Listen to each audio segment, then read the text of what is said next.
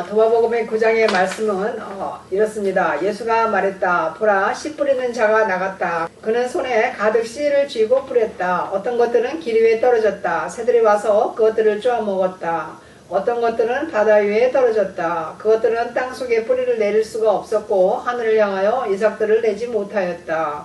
어떤 것들은 가시덤불 가운데 떨어졌다. 가시덤불들이 씨들을 질식시켰고 벌레가 그것들을 먹어치웠다. 그러나 어떤 것들은 좋은 땅에 떨어졌다. 그것은 좋은 열매를 내었다. 그것은 60배, 100배 열매를 맺었다.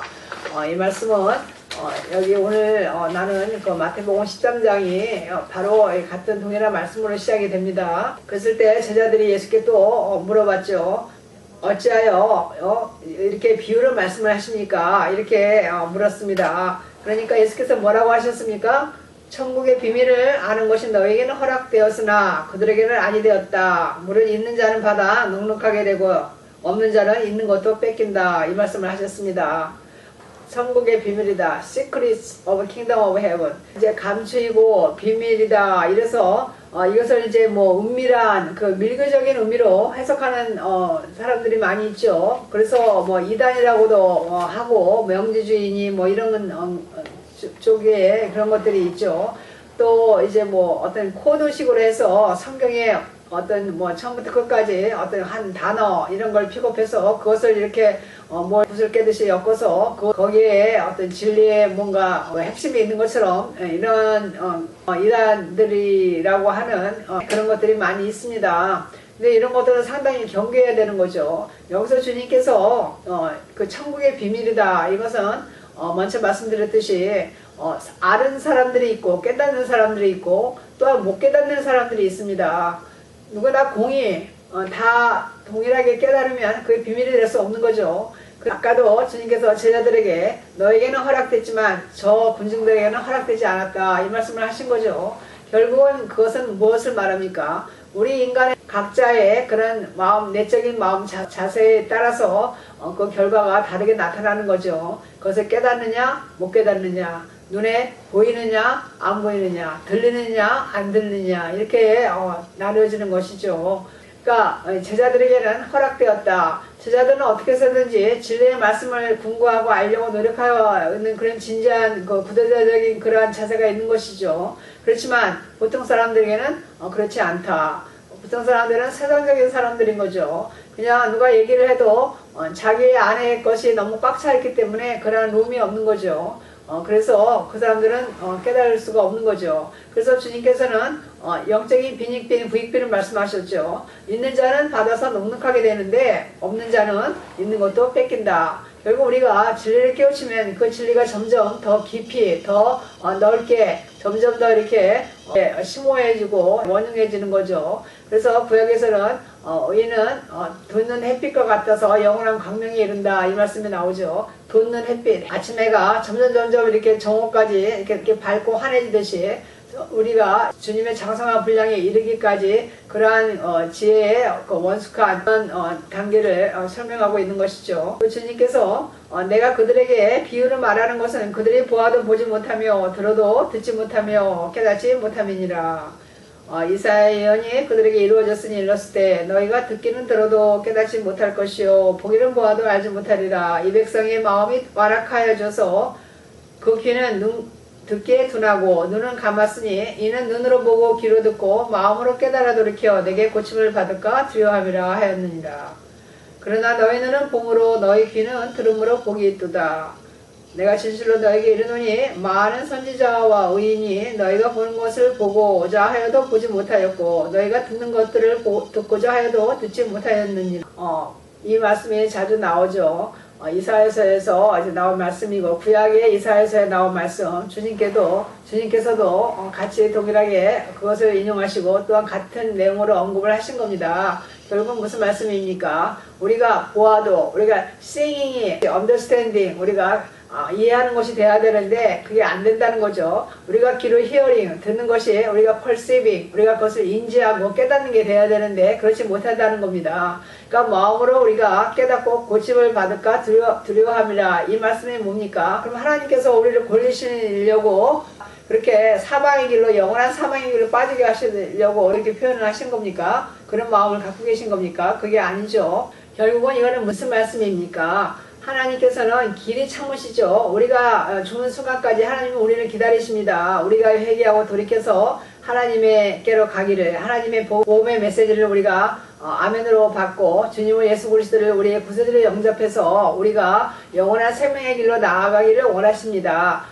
그러한 부모님 이상의 마음을 하나님께서 우리를 지으신 창조자 하나님께서 가지고 계신 거죠. 그런데 문제는 뭐라고 성경은 말씀합니까? 이 백성들의 마음이 완악하여져서 듣기에 둔하고 눈을 감았다, 이렇게 말씀하고 있습니다. 마음이 완악하여졌다. 여기서 헬라어로 파케노라고 하는데 이것은 살이 찌고 둔한 상태를 말하는 거죠. 그러니까 어떻게 된 것입니까? 자기 자신이 가진 걸로 그냥 살이 찐 겁니다. 비대한 겁니다. 자신의 사상으로 비대하고, 자신의 판단으로 비대하고, 자신의 이성으로 비대하고, 자신의 감정으로 비대하고, 자신의 의지로 비대하기 때문에 영적인 그런 그 센서가 완전히 망가진 겁니다. 그런 룸이 없는 겁니다. 영적으로 그것을 이해하고 받아들일 만한 마음의 룸이 없는 것입니다. 꽉 차 있기 때문에. 이거 마음이 가난한 자가 아닌 것이죠. 마음이 디룩디룩 살찌고 부유한 자인 것입니다. 이런 자들은. 그러니까 자신의 것을 자랑하죠. 그래서 신학자들 중에 이런 사람들이 너무 많습니다. 그 사람들은 성경의 말씀을 영적인 말씀으로 이해를 못하고 이성의 툴을 가지고 선악과를 먹은 그런 아담의 후예로서의 어떤 그 리미트가 있는 그것에 어떤 극치를 날리는 거죠. 그렇기 때문에 이 사람들은 이 생명의 말씀, 이 성경의 말씀을, 이것은 하나님의 피를 토하는 그런 생명의 말씀인데, 이 간절히 오라 오라 내게로 오라 우리를 부르시는데, 하나님께서 종일 이사야서에 보면은 우리를 향하여서 종일 팔을 벌리고 마치 그 구걸하듯이 서 계신다, 이런 표현도 있습니다. 집 나가서 돌아오지 않는 자녀를 기다리는 그런 부모의 그런 간절함과 애틋한 심정으로 우리를 기다리시는 그런 피 맺힌 절규 사랑의 메시지인데, 이 성경의 말씀이, 이런 신학자들은 이런 것을 전혀 그 영적인 그런 터치가 없는 거죠. 마음에. 그러니까 마음이 금강석같이 단단한 거죠. 자신의 것으로 꽉 차 있기 때문에 이렇게 스테픈 넥이라고 그러죠. 그러니까 이 목이 곧은 짐승이다. 성경에는 이렇게 나오죠. 목이 곧다. 이것은 뭡니까? 목이 뻣뻣하다 이겁니다. 결국은 자신의 그 프라우드, 세상 자기가 가진 것에 그 프라우드한 것이 너무 많습니다. 자칫 내가 철학자네, 사상가네, 학자네, 과학자네, 정치가네, 법률가네, 이러면서 자기가 가진 그 이성의 그것이 이렇게 앞서가는 것입니다. 그러기 때문에 하나님의 임재, 하나님과 인카운터링, 그 내밀한 그 영혼의 1대1의 그 만남이 이루어지지 않는 것이죠. 또 완악해지고 이게 둔화해졌다. 둔하다는 것은 그냥 그 오프레스드, 그냥 위에서 찍어 누르는 겁니다. 꽉. 그러니까 그냥 마음이 그냥 아주 그냥 셧다운 된 겁니다. 아주 셧업 된 겁니다. 이게 주님께서 말씀하신 겁니다. 그래서 씨 뿌리는 부위를 들으라. 길가에 뿌려진 씨라는 것은 말씀을 듣고 깨닫지 못할 때 악한 자가 와서 마음에 뿌려진 것을 빼앗나니 이는 곧 길가에 뿌려진 자요. 우리가 말씀을 들었는데 그것을 전혀 깜깜한 겁니다. 전혀 그냥 쇠계 결핍기라고 그러죠. 전혀 아무 터치가 없는 겁니다. 아무런 감동이 없는 거예요. 말씀에 들었는데 그냥 듣자마자 마귀가 싹 그 길가에 뿌려진 씨를 새가 날아와서 딱 이렇게 먹어버리고 후루룩 날아가듯이 그런 상태라고 이제 주님께서 말씀하신 거죠. 그러니까 말씀을 듣고 아무런 그런 그 리스폰스가 없는 겁니다. 아무런 반응이라든가 아무런 그 느낌이 없는 거죠. 그러니까 그냥 맹맹한 겁니다. 그리고 돌밭에 뿌려졌다는 것은 말씀을 듣고 즉시 기쁨으로 받되 그 속에 뿌리가 없어 잠시 견디다가 말씀으로 말미암아 환난이나 박해가 일어날 때에는 곧 넘어진다. 그러니까 돌밭에 뿌려졌는데 그 말씀을 이제 받는 거죠. 말씀은 이제 기쁨으로, 감정적인 거죠. 뭔가 터치가 되고 뭔가 찬송가나 어떤 그 찬양이나 이런 것을 들으면 뭔가 이렇게 감정적으로 이제 터치가 되고 이제 울컥하고 이렇게 움직임이 좀 있는 거죠. 미동이. 그런 감정적인 건데, 그러다가 환난이나 이제 박해, 또 말씀으로 말미암아 환난이나 박해가 온다. 오면은 곧 넘어지는 자다. 그러니까 말씀이 자기 것으로 이제 완전히 깊이 들어가서 뿌리를 박지 못한 거죠. 뿌리가 없는 겁니다. 말씀에 그 신앙에 뿌리가 없는 거죠. 그러니까 어떻습니까? 얕은 신앙이 되는 거죠. 충분히 어떤 그 전인격적으로 신앙이 전인격화가 안 된 거죠. 이런 상태를 이제 말씀하신 겁니다. 그 다음에 가시떨기에 뿌려졌다는 것은 말씀을 들으나 세상의 염려와 재물의 유혹에 말씀이 막혀 결실하지 못하는다. 말씀을 가시떨기가 있는데 가시떨기 사이로 말씀의 씨가 이제 뿌려져서 땅에 이제 제대로 이제 들어간 거죠. 근데 제대로 해서 자라다가 그 가시떨기 때문에 그 기운에 막혀서 더 이상 자라지를 못하는 겁니다. 결실을 못 맺는 거죠. 이것은 뭘 말하는 거죠? 그러니까 우리가 이 말씀을 신앙생활을 열심히 하고 어느 정도 신앙이 성장하는 것 같다가도 세상의 염려, 재리의 어떤 유혹, 이건 뭡니까? 먹고 사는 문제라든가 또 세상적으로 어떤 그 소유에 대한 그런 집착 때문에 결국은 열매가 없는 신앙이다, 이 말씀을 하시는 거죠. 부자 청년이 예수님의 그 명성을 듣고 예수께 달려와서 땅에 엎드려서 랍비여, 내가 어떻게 하면 구원을 영생을 얻으리까 했을 때 자기는 이제 그 율법을 다 지켜고 성실하게 살아왔노라 이렇게 얘기했을 때 주님께서 이 청년의 마음을 깊이 감찰하시기 때문에 뭐라고 하셨습니까? 그 청년이 부자인 거로 네가 가진 모든 재물을 다 가난한 자에게 나눠주고 와서 나를 따르라 이랬더니 그 청년이 완전하게 근심의 빛을 보이면서 주님을 떠났다, 이 말씀을 했죠. 그렇기 때문에 성경에는 그 재물과 하나님을 동시에 섬기지 못한다. 그래서 이것을 두 마음을, 그러니까 두 주인을 섬기는 그 정함 없는 인생이다, 이렇게 표현이 됩니다. 그 하나님을 섬기면 세상을 못 섬긴다, 이 말씀을 하는 겁니다. 결국은 이 성경의 복음이라는 것은 절대적인 그 서로 사랑의 관계인 것입니다. 서로 사랑에 주고받는 관계가 이 성경의 그 핵심인 것입니다. 그러니까 하나님께서는 우리에게 절대적인 사랑을 우리를 위해서 주시는데 우리에게서 또 하나님께서 원하시는 게 절대적인 사랑, 그런 그 익스클루시브한 그런 독점적인 사랑을 하나님께서는 원하시는 겁니다. 이 세상의 사랑은 다 만족스럽지가 않죠. 어느 사랑도 우리 인간을 완전하게 만족시켜 줄 수 있는 사랑이 있겠습니까? 그것은 불가능한 것이죠. 그런데 우리가 그 하나님의 사랑, 주님의 사랑을 입으면 우리는 비로소 이 세상에서 만족스러운, 완전히 퍼펙트한, 정말 더 이상의 바랄 것이 없는 그러한 완전한 사랑의 관계에 우리가 들어갈 수 있는 것입니다. 얼마나 듣기에 정말 매력적이고 정말 그렇게 됐으면 좋겠다는 생각이 안 드십니까? 그러니까 하나님 주님의 사랑만이 우리에게 완전한 만족과 완전한 기쁨과 완전한 평안을 우리에게 줄 수 있는 거지, 세상에 다른 어떠한 사랑이라도 아무리 지고지순하고 아무리 세상에 없는 그런 세계적인 사랑이라도 결국은 이 주님의 사랑에는 전혀 미칠 수가 없는 것입니다.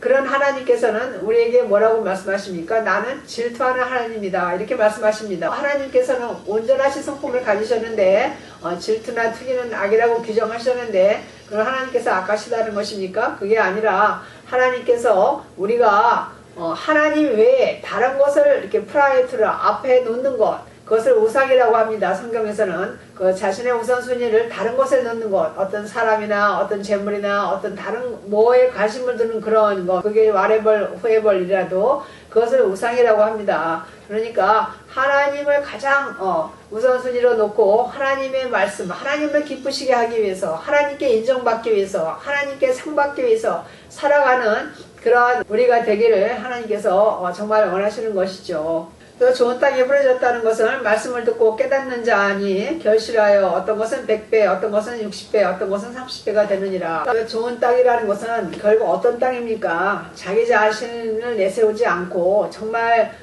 겸손하고 정말 순수한 그러한 마음으로 하나님을 즐거워하고 경외하고 주님께 감사한 마음으로 감격의 마음으로 주님의 말씀을 경청하고 옷깃을 여매는 마음으로 그렇게 이 하나님의 말씀을 잘 듣고 깨닫고 그렇게 또 거기에 맞춰서 살아가려고 우리가 노력하면은 열매를 맺는다 이 말씀을 하십니다. 여기 보니까 30배, 60배, 100배 사람마다 그 열매 맺는 그것이 다르죠. 결국 소출의 차이가 있는데 이것은 각자가 가진 그런 은사, 하나님이 주신 기프트, 하나님께서 우리 인간에게 은사, 기프트를 주시는 것은 누구라도 제주 한 가지 없는 사람은 없다 이 말씀이 있습니다. 이것은 타고난 어떤 그런 탤런트, 하나님께서 그걸 이제 성경에서는 기프트라고 합니다. 은사라고 하는데 이것을 주시는 목적은 무엇입니까? 이것은 하나님을 기쁘시게 하기 위해서 그것을 우리가 잘 개발하고 활용해서 그러니까 하나님의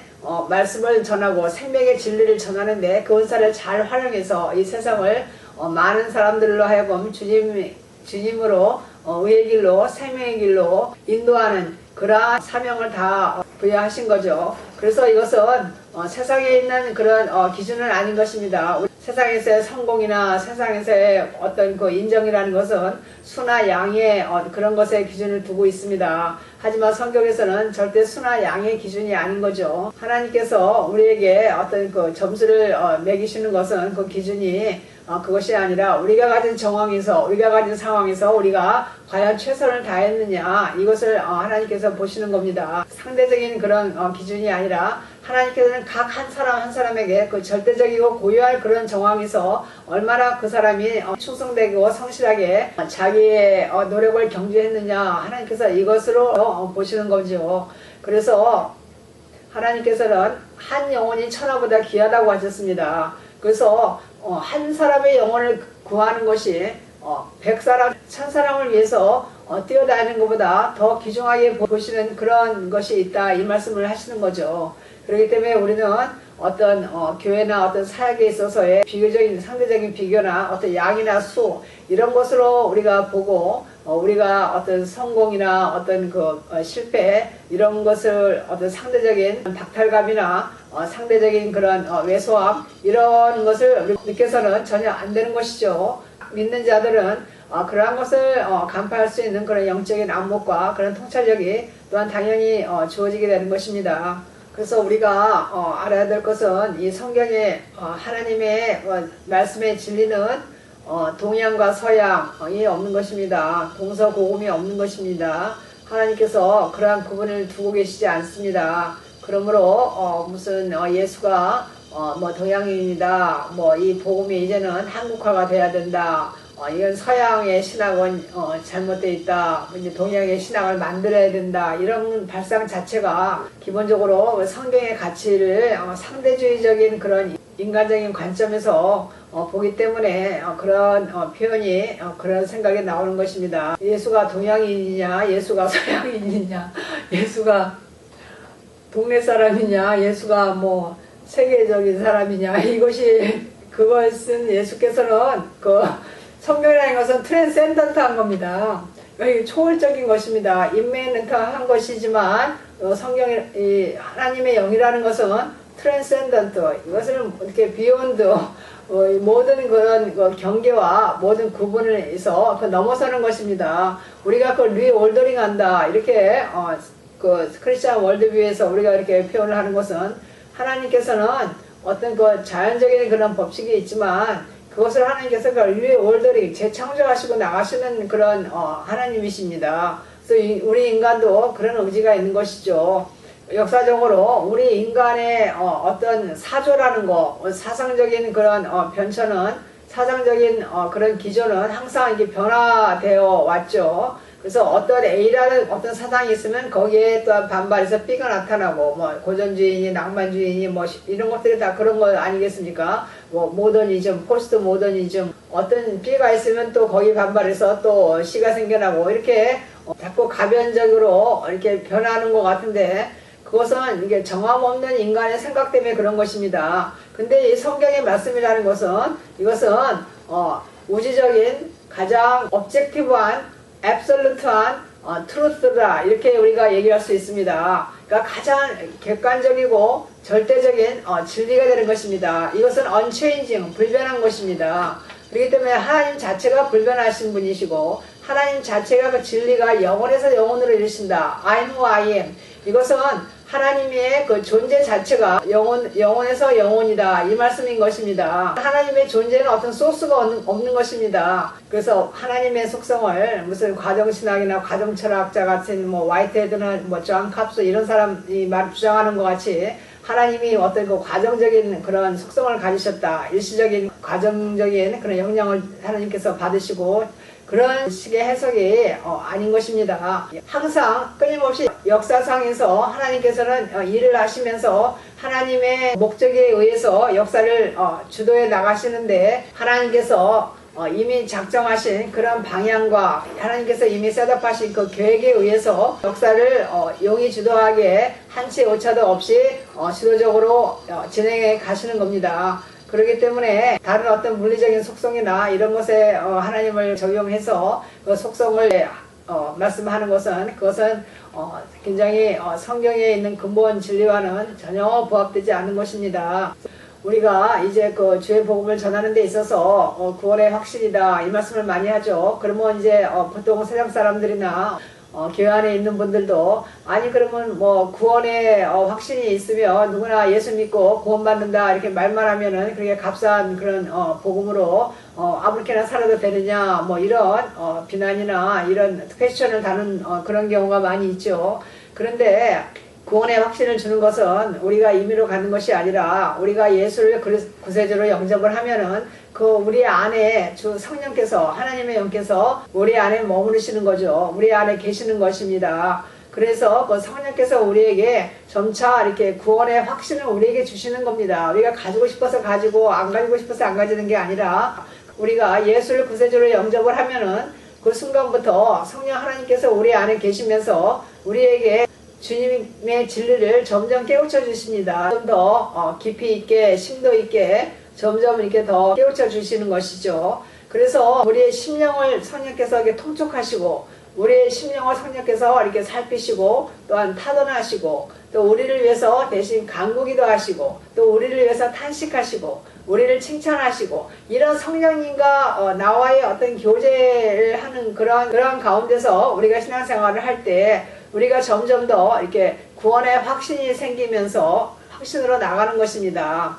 그래서 우리가 외형적으로 우리가 믿는 사람들을 이렇게 핑거 포인트하고 지탄하고 비난하는 경우가 참 많죠. 왜냐하면은 현상적으로 볼 때는 일시적으로 우리가 볼 때는 믿는 자들이 세상에 있는 자들보다 못지않게 더 잘못하는 것 같고 더 못 미치는 것 같이 보일 경우가 많이 있죠. 이럴 때 우리가 그 사람만 비난하는 것이 아니라 그 사람이 가진 그 신앙, 그 사람이 소속해 있는 교회 전체적인 그 하나님의 성경의 그 생명의 말씀인 있는 하나님의 말씀을 비난하고 부인하고 왜곡하는 그런 것까지 가는 경우가 없지 않아 있는 것 같습니다. 근데 이거는 상당히 경계해야 되는 것이죠. 왜 그러냐면은 이 신앙이라는 것은 이 기독교 신앙이라는 것은 성령 하나님과 나와의 1대1의 관계로 시작이 되고 관계로 끝나는 것입니다. 신앙의 그 본질적인 속성이라는 것은 하나님과 나와 주님과 나와의 그 관계로부터 시작을 해서 이 세상의 마지막 그 순간까지 그 관계에 의해서 모든 것이 결정이 되는 것입니다.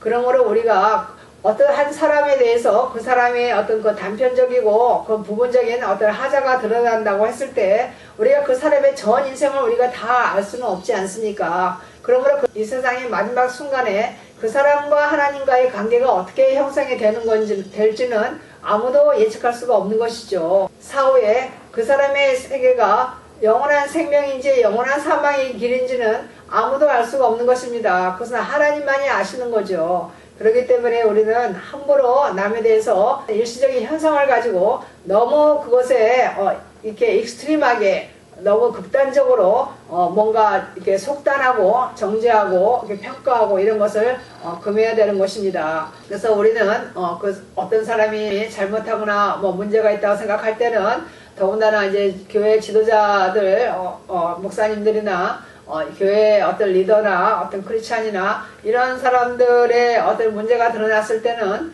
위에서 기도를 해주는 것이 성도의 본분입니다. 그 사람들을 위해서 기도하는 그런 마음, 이것이 크리스찬 소사이어티, 그러니까 크리스찬 서클 내에서의 마땅한 자세이고 그런 또한 미덕인 것입니다.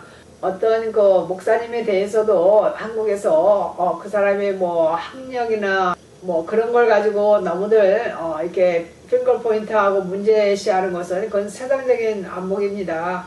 왜냐하면 이 크리스찬의 본질은 무엇입니까? 이 성경의 본질은 무엇입니까? 이 크리스찬 믿음의 본질은 무엇입니까? 하나님과 자기와의 영적인 내밀한 관계입니다. 그래서 그 관계를 우리가 존중해야 되는 것이죠. 그래서 우리가 세상적인 잣대로 이렇게 쉽게 판단하거나 쉽게 정죄해서는 안 되는 것입니다. 그래서 말만 크리스찬이지 어떤 그 시민이라는 그런 연대 뭐 그런 쪽에서는 그렇게 자꾸 그런 걸로 송사하고 그러는데 이거는 신앙과는 거리가 먼 행동이라고 생각이 되어지는 것이죠. 그래서 오늘도 우리가 이 도마복음의 말씀을 통해서 우리 각자가 귀하고 좋은 한 마리 그 아름다운 물고기를 발견하고 고배를 발견한 기쁨을 우리가 나눔으로써 우리가 또한 사람을 낳는 어부가 되고 결국은 우리 자신이 마지막 이 세상 심판의 날에는 주님 모시기에 한 마리 좋은 아름다운 그런 물고기가 되고 귀한 진주와 그런 보화와 같이 그런 빛나는 존재가 돼서 주님의 그 영원한 생명의 문으로 우리가 안내되어서 아름다운 영생의 삶을 누리는 저와 여러분이 되시기를 주님의 이름으로 축복하고 기도를 드립니다. 들어주셔서 감사합니다.